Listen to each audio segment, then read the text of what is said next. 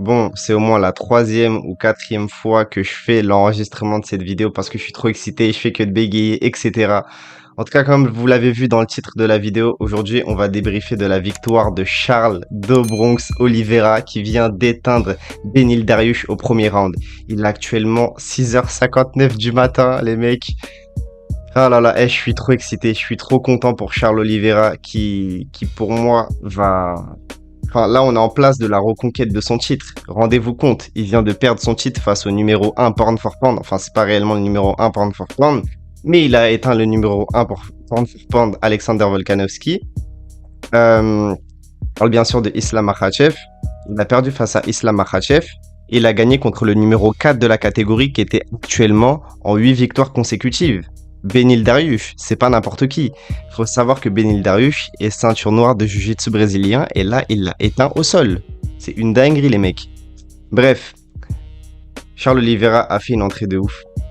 Premier round, il a tenté de l'amener au sol.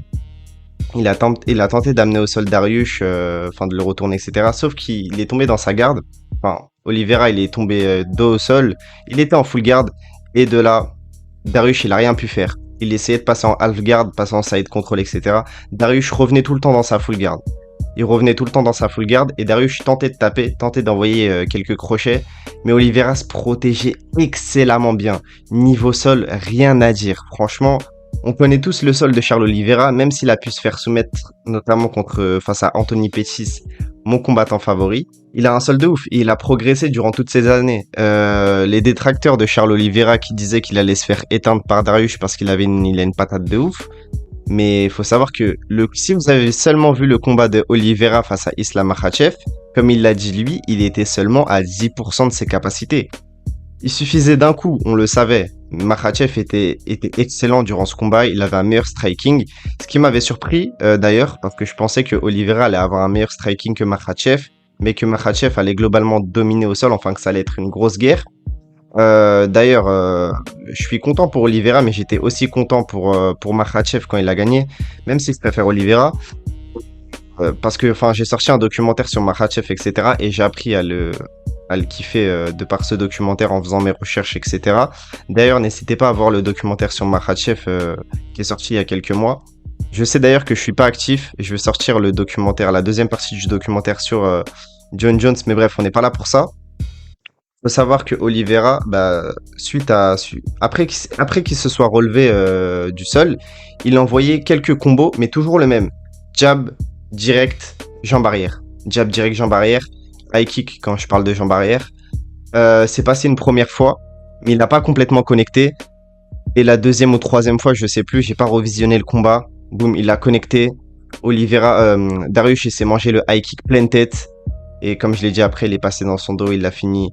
Non, franchement, tellement content pour Oliveira, surtout qu'il vient de battre le record de 20 finishes à l'UFC, chose qui n'avait jamais été faite auparavant. Il avait déjà le record du nombre de soumissions à l'UFC avec 16, le nombre de finishes avec 19, mais là il vient de battre un record qui n'avait jamais été fait. Les seuls à avoir atteint 20 finishes dans l'histoire du MMA, c'était Wanderlei Silva, The Axe Murder, je sais pas parler anglais, Mirko Cro Cop, et Donald Cerrone. Et Donald Cerrone, il a beaucoup plus de combats. Non, je crois il a à peu près le même nombre de combats que Oliveira, mais il avait fait ça au Strike Force et à l'UFC ou au WEC, je sais plus par quelle organisation il était passé. Wanderlei, c'était au Pride et tout. Pride, Wanderlei, Mirko Cro Cop, c'était pareil. Mais là, Oliveira, il vient d'effectuer 20 finishes dans l'organisation numéro 1, l'UFC. C'est une dinguerie. Bref, j'espère que là, il est actuellement 7h du matin, je vais aller dormir parce que je suis complètement KO. J'espère que Oliveira va reconquérir son titre. En tout cas, le deuxième combat face à Islam Makhachev, ce sera une masterclass. N'hésitez pas à me dire en commentaire si vous voulez un documentaire sur Oliveira. En tout cas, ça me hype comme jamais de parler de tous ces combats qu'il a pu effectuer. Bon, je vais pas revenir, je vais pas détailler chaque combat parce qu'il en a plus de 40. Ça va être très long. Mais en tout cas, n'hésitez pas à me le dire. Est-ce que j'ai oublié quelque chose? Ouais, je vais m'acheter un maillot du Brésil aussi, je pense. Non, mais ça n'a rien à voir. À la base, j'avais fait le premier enregistrement avec une chemise éclatée. Du coup, 10 minutes pour rien. Là, j'ai dû porter un t-shirt noir simple. Je me suis même pas cassé la tête. Mais si j'avais eu un maillot du Brésil, croyez-moi que je l'aurais porté. En tout cas, mon chouchou, le favori du public, je sais que vous l'adorez, Oliveira vient de gagner ce combat. Je m'en remets pas, il a éteint toute la catégorie. Dustin Poirier, Kevin Lee, Tony Ferguson, c'est le seul qui l'a pas fini, hein. C'est le seul qui était infinissable à l'époque, Tony Ferguson. Justin Gaethje, Michael Chandler. Il a éteint tout le monde. Et là, Benil Dariush, le seul qui l'a pas éteint, c'est Islam Makhachev. Mais si, entendez-moi, écoutez-moi bien, pardon. S'il bat Islam Makhachev, ce sera pour moi le numéro 1 all-time des lightweight, devant Khabib. Parce que Khabib, ouais, je sais que vous allez tous me dire, Khabib, il est invaincu, je sais pas quoi. Et Khabib, il a pas éteint autant de personnes qu'Oliveira. Quand il est arrivé à l'UFC, Khabib, il était en 20-0, Khabib, il avait éteint personne. Certes, plus tard, il a éteint Barboza, il a éteint Poirier, il a éteint Justin Gaethje, il a éteint McGregor, mais Oliveira, aujourd'hui, a éteint beaucoup plus de personnes que lui et a éteint beaucoup plus de noms que lui. Bref, on n'est pas là pour débattre de Khabib Oliveira, comme je l'ai dit. S'il gagne contre Islam Makhachev, ce sera le numéro 1 lightweight all-time. Là, déjà, pour moi, c'est le numéro 2 lightweight all-time. D'ailleurs, Dariush l'avait dit, pré-conférence de presse. Enfin, je pense qu'il était d'ailleurs impressionné du niveau de Oliveira lors de ce combat et qu'il était intimidé surtout face à lui parce que on complimente pas un adversaire avant son combat. Vous l'avez vu notamment entre Cyril Gane et John Jones. Comment ça a fini?